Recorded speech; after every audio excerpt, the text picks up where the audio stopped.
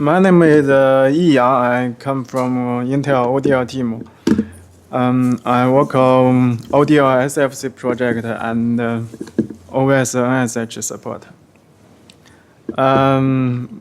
My topic is fix Openflow Multiwriter issues in Openstack integration environment by using Flow programmer. In this talk, I will introduce what Openflow Multiwriter issues are and what VxLAN issue is. Then I will introduce Openflow plugin Flow programmer. After that, I will illustrate Openflow pipeline in this integration and introduce what changes we did for this integration. Then I will show demo. What are Openflow Multiwriter issues? Because we need to integrate multiple OpenDaylight applications in one system.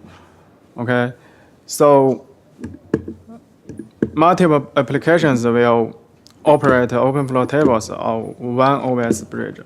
So you will encounter table conflict, flow conflict, pipeline conflict, and write operation, synchronization, etc.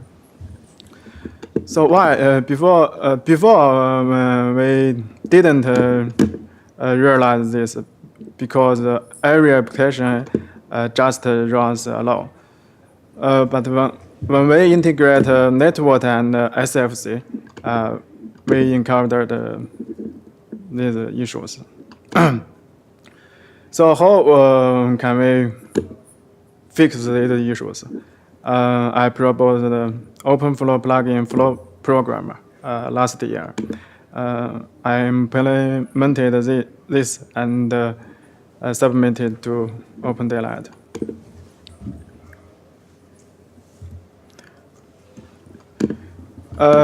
Actually, we also have VxLAN issue in OpenStack integration environment because we need to create tenant VM and service VM in one compute node. Currently, these two VMs cannot communicate by VxLAN-gpe. Why? Because VxLAN-gpe or VxLAN is implemented in OS kernel, OS kernel module. So VxLAN implementation limited this. So how can we fix this issue? We introduced the Ethernet plus NSH encapsulation for SFC. We implemented VxLAN-gpe and NSH in OS. We published this patch to this GitHub. Now, ODL Borrow release has already supported this OS version, and only one choice for NSH officially. Here is the Openflow plugin Flow programmer. I implemented it inside our Openflow plugin. It's an Openflow plugin feature. Each project can call this Flow programmer APIs to program Openflow.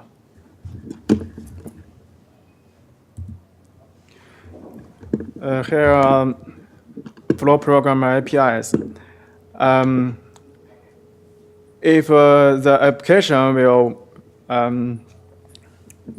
fix the multi-router issues, it should call these APIs. The first API is a register application. That means register this application to flow programmer. The first parameter is application name. The second parameter is maximum table ID of this application. Then the application can get its table offset.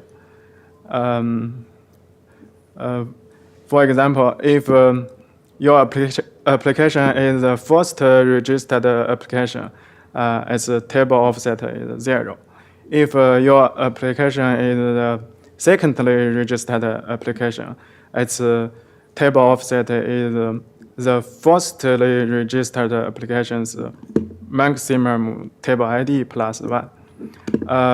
If your application is the thirdly registered application, its table offset is the firstly registered application's maximum table ID plus the secondly registered application's maximum table ID plus 1.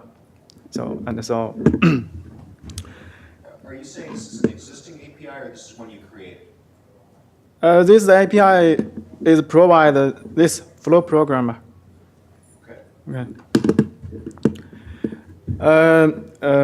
Every application can call write flow and remove flow to operate its own tables. These two APIs just for each application's own tables. These two applications just for table 0. Every application can call these two APIs and flows to table 0. So here, every application must carefully to call these APIs.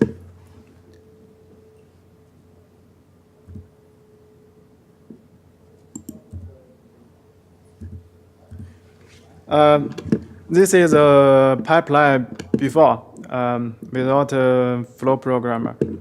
Here you can see SFC has this pipeline. Network has this pipeline. Here you can see table 0. SFC uses table 0. Network also uses table 0. Here SFC has table 10. Network also has table 10. But they have different purpose. Here it's a transport address table. Here is a direct table. So it's a table conflict. Another issue is we need to combine these two pipelines into one pipeline for network and SFC integration. Here we use the flow programmer API, so we can combine these two pipelines into one pipeline. Here you can see actually this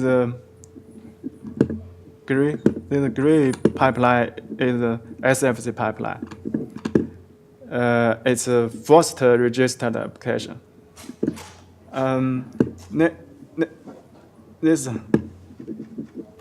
This light black box, this is a network pipeline. Here you can see table ID is changed. Okay, it's automatically allocated by a flow programmer. So when the package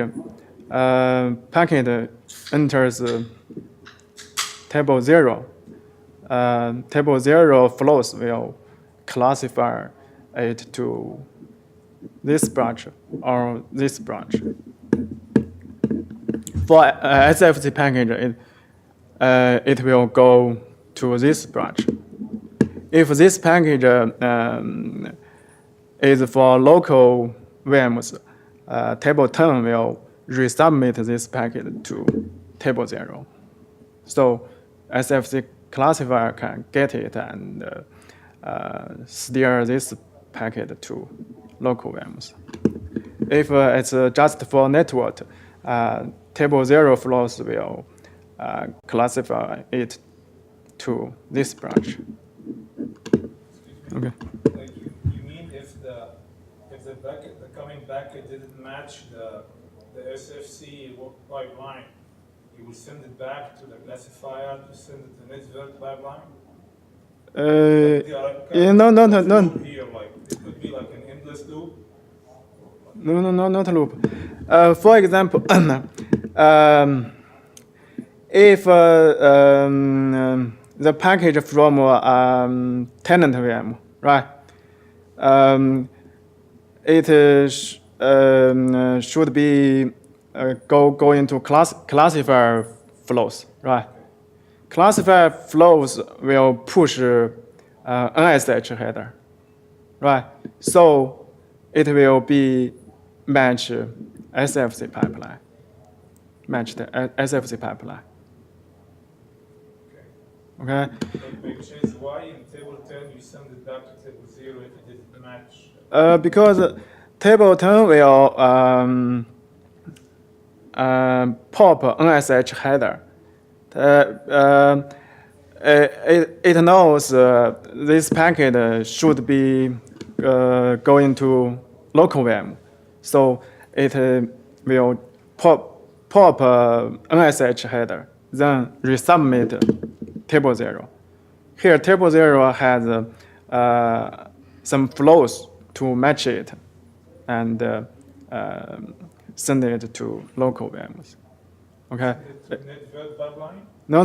Send it to VMs, not pipeline. Just table 0 Okay. has output action. So why it didn't push it from the first time? Why we need to go through all this and this? Yeah, for non-SFC traffic, it doesn't go into this, just go into this. Okay. So the gray pipeline just for SFC traffic, the gray pipeline just for non-SFC traffic. Okay.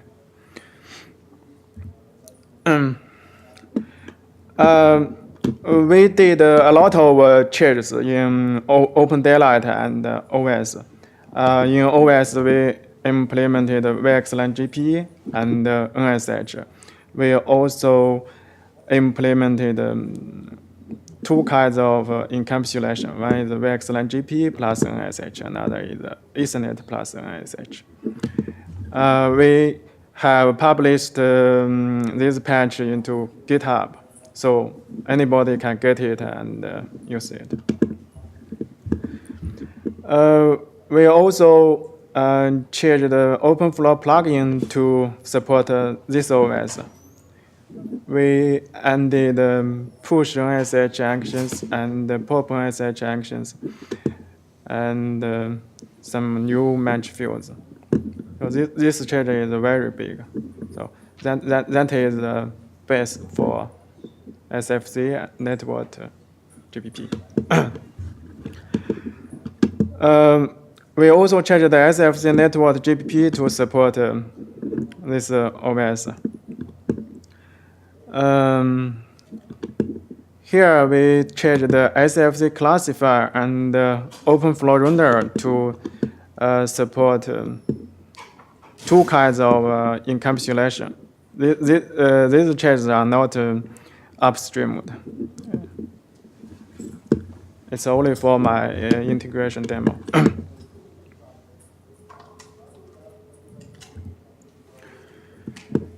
Here is my demo topology.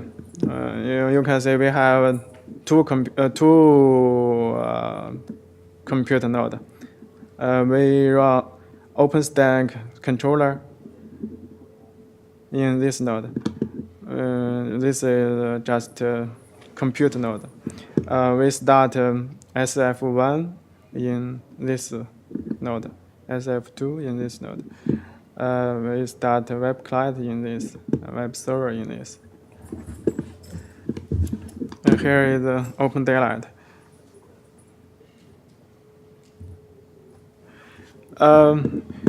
For general traffic, it's not SFC traffic. The package will go through this path. But for SFC traffic, it will go through this path. Okay.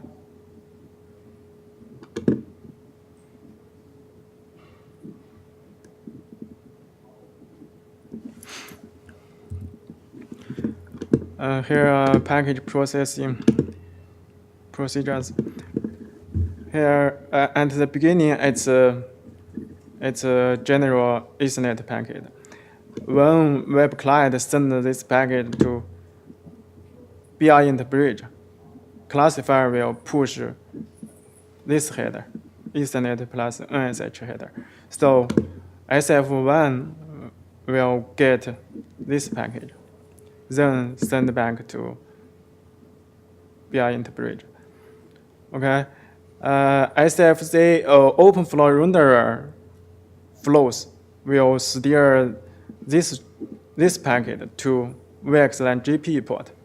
VxLAN-gpe will encapsulate this packet with the VxLAN-gpe header. So here we get this packet.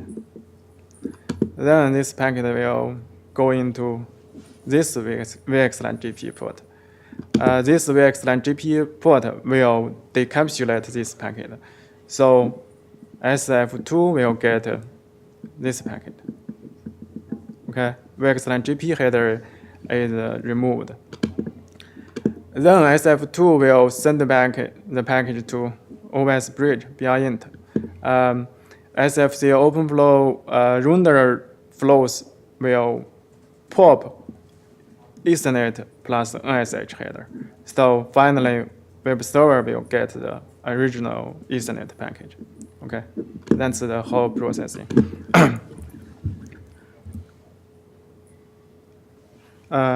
Next is demo. Because I cannot access my LAN machine, so I just show recorded demo, recorded video.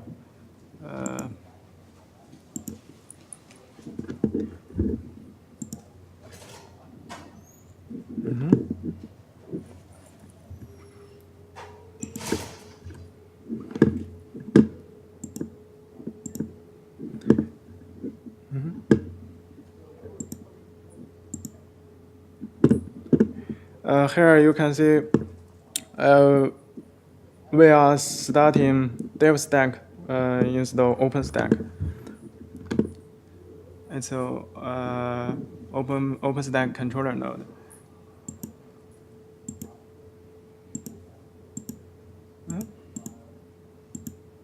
What?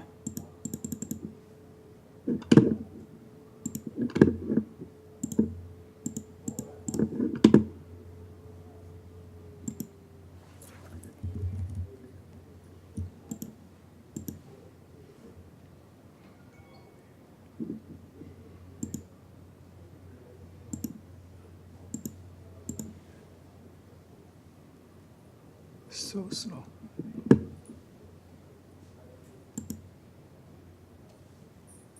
Here you can see it's a DevStack install log.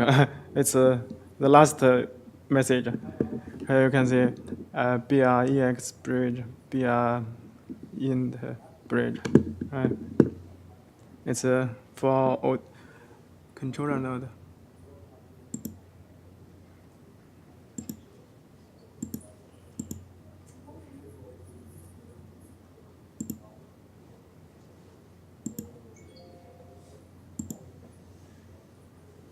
Here we log in OpenStack.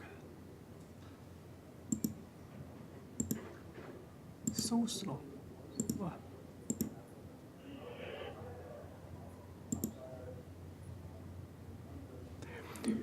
Here we need to add flavor network, tenant network, service network, and VNF images.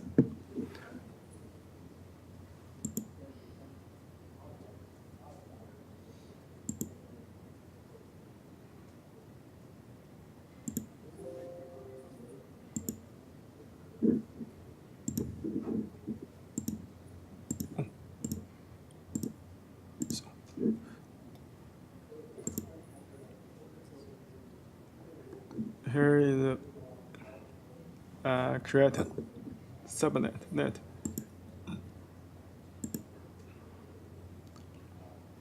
Here is the end images.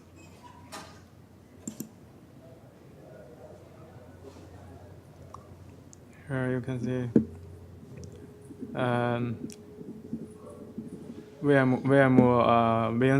VNC link.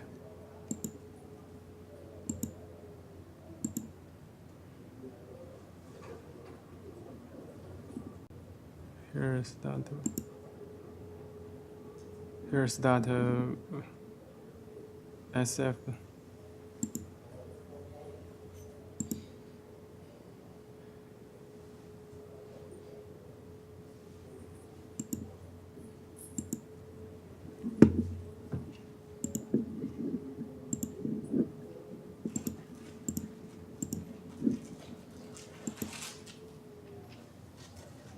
Here you can see SF1.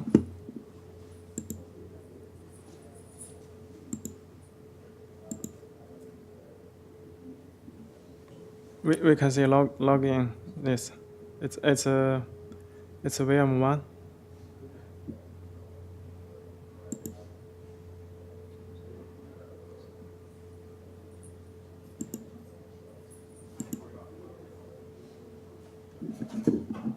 Here you can see VM temp port.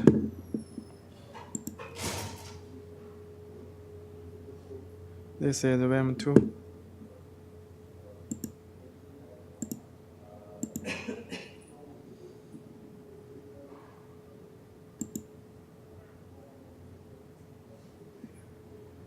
This is the service function one.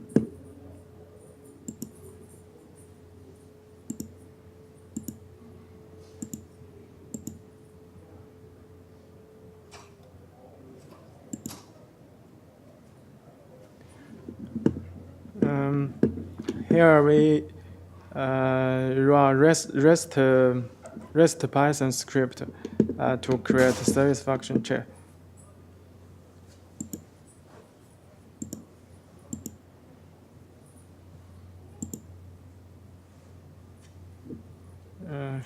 Here is the service function 2. Here we change REST script. Here you can see we log in VM and SF.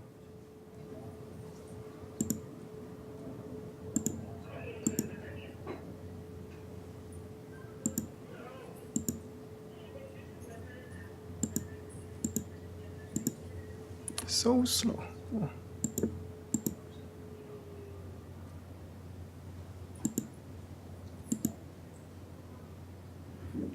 Here you can see Openflow rules. It's generated by ODL SFC.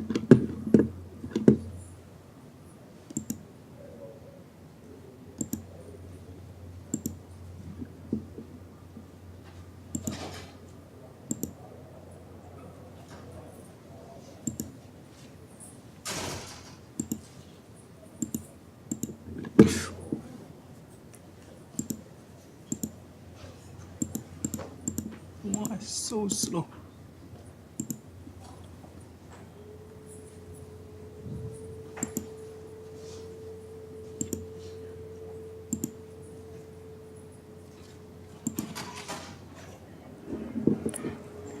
Here we start this Python script to emulate service function. So when we run this Python script in SF1 and SF2, SF1 and SF2 will act as firewall or DPI.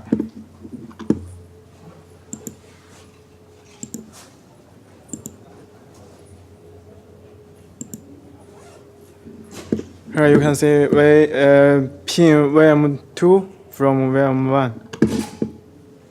It's okay.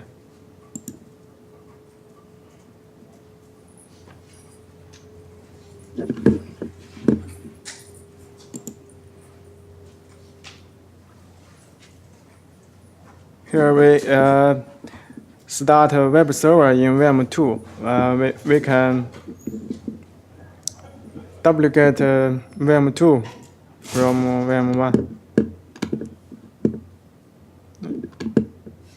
because it's in VM, so it's slow.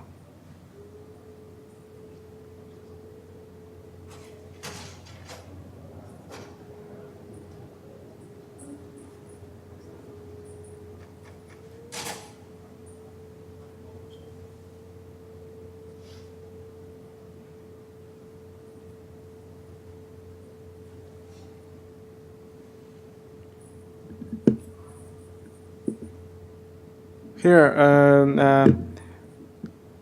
Openflow rules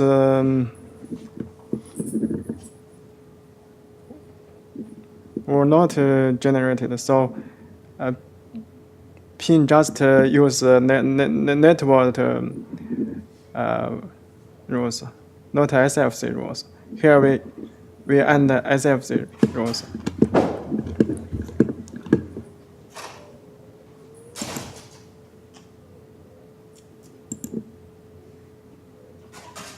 Here you can see SFC table.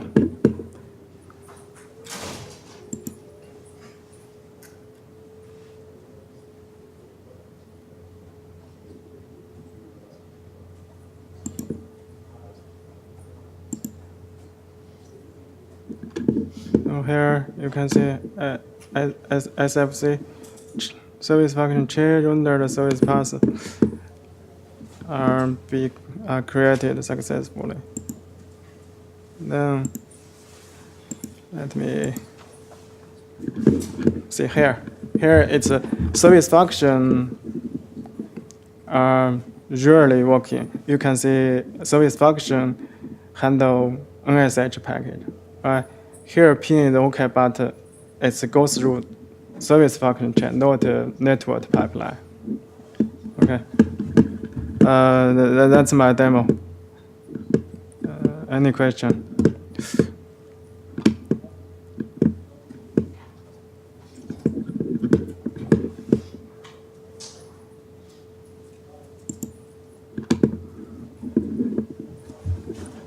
No question.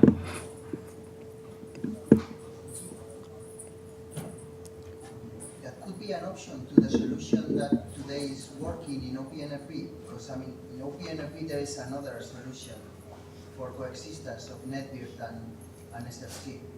Yeah, I know. Currently, the new network cannot support this service function chain. In all the OpenFV integration, it just used workaround to fix the VxLAN issue. Just workaround, not real The VxLAN, fix. yes. The Yeah. VxLAN issue, yes. But the table zero coexistence, it was also fixed, right? The table zero conflict. Yeah, we use Openflow plugin flow programmer to fix multi-router issue. We also use Ethernet plus NSH encapsulation to fix the VXLAN issue. So actually, we fix two kinds of issues. Okay.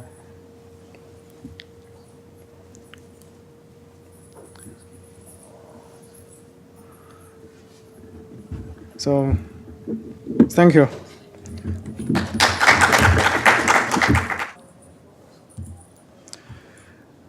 What are Openflow multi-router issues?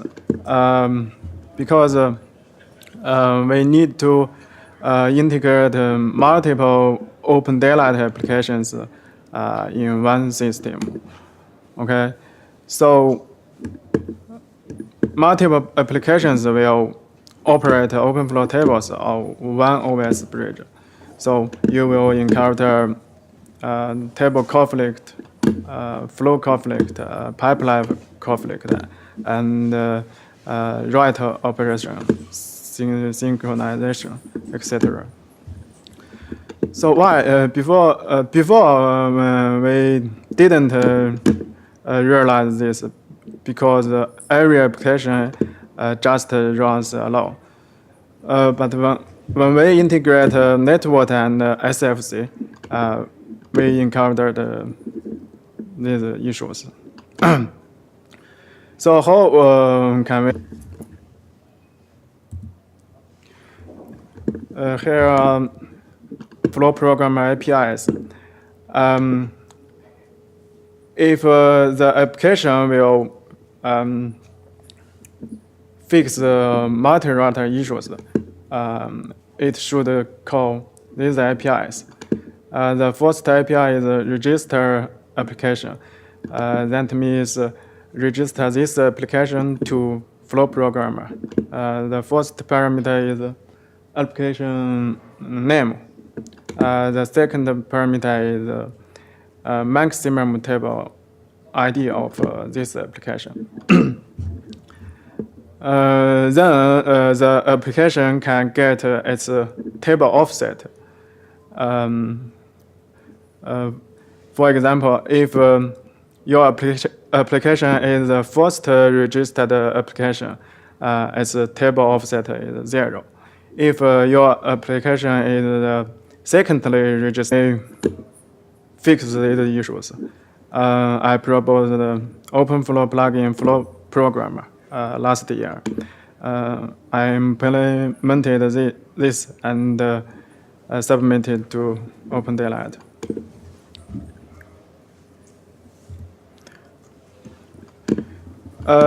Actually, we also have VxLAN issue in OpenStack integration environment. Because we need to create tenant VM and service VM in one compute node. Currently, these two VMs cannot communicate by VxLAN-gpe. Why? Because VxLAN-gpe or VxLAN is implemented in OS kernel. OS kernel module. So VxLAN implementation limited this. So how can? My name is Yi Yang. I come from Intel ODL team. I work on ODL SFC project and OVSDB support. My topic is fix Openflow Multiwriter issues in OpenStack integration environment by using flow programmer. In this talk, I will introduce what Openflow Multiwriter issues are and what VxLAN issue is. Then I will introduce Openflow plugin flow programmer. After that, I will illustrate Openflow pipeline in this integration and introduce what changes we did for this integration. Then I will show demo. We fixed this issue.